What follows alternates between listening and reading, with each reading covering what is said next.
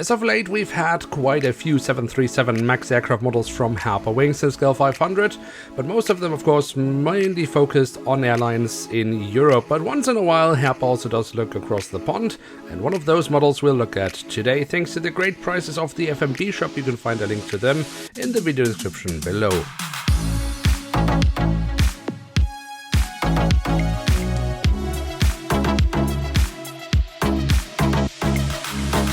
So with that, hello and welcome to a new episode of Review, where we today will take a closer look at a Boeing 737 MAX8 of AeroMexico. At the front of the box we have a cutout so we can get a glimpse of the aircraft model inside, and on top of the box we have the AeroMexico branding. The backside of the box remains as awful as always, so we have yet another cutout, and since Herpa doesn't care about their boxes, why should we spend any more time on it? So let's look inside at the aircraft model itself.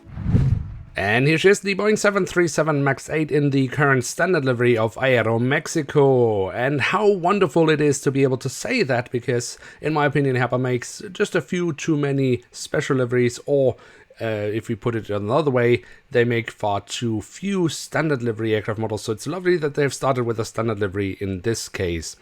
But what can the model offer us? Well, we will find out by taking a closer look, starting off with the tail section, where we on the vertical stabilizer find the AeroMexico branding.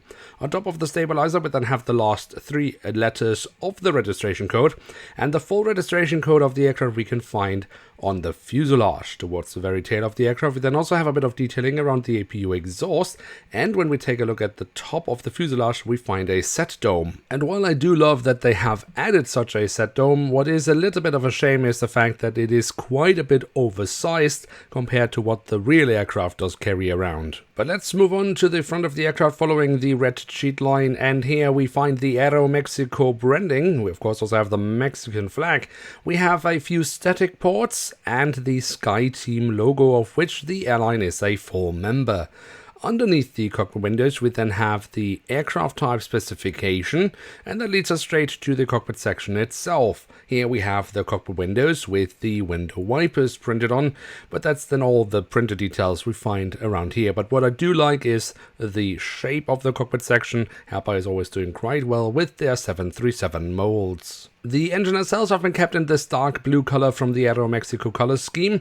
We have the silver leading edge printed on, as well as some safety markings, so that does look quite lovely if you ask me. And also the physical detailing is actually quite alright with the chevron nozzles, and also here from the front with the engine fan blades. And then on the fuselage, just above the wings, we have the emergency exits printed on, which leads us straight to the wings, which we should also take a closer look at. Starting off with the top side, where we have the different flaps, slats and spoilers carved out very nicely, and we also have the markings for the emergency exits printed on. The underside of the wings then offers us more physical detailing, and of course the 737 MAX also has these winglets, which I still think are a bit too bulky, but they do look quite lovely with the AeroMexico color scheme printed on. Then we can take a quick look at the landing gear, which is the still current standard landing gear of the 737 MAX from Herpa Wings. And why I do say still, well, because they will be changing it.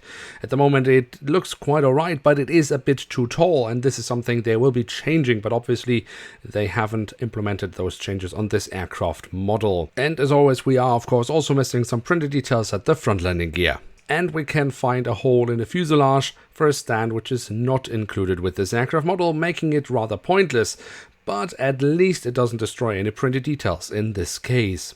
And then last but not least, we do also have the doors to the cargo compartments printed on here at the back of the aircraft, and also here at the front of the aircraft.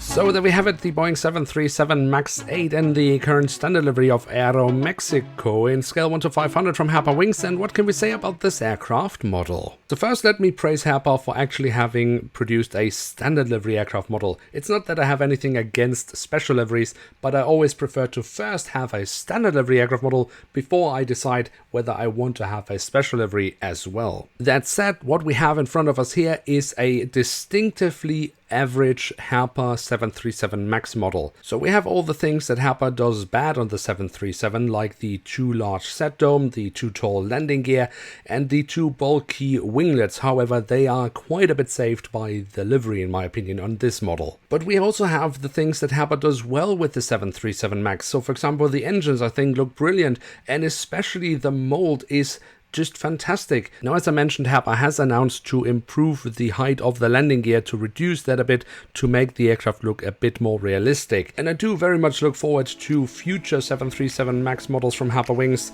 which hopefully will look much better. But in this case, I would say we have a case of the good, the bad, and the ugly. But the model is totally in line with the current standard of Herpa Wings, so if you can live with that, I would say, sure, it is worth having in one's collection. And with that, we have reached the end of today's episode. If you have enjoyed this video, then don't forget to leave a like, and of course, if you are new around here, why not hit subscribe? With that, thank you so much for watching, hope to see you soon again. I'm checking out, and bye.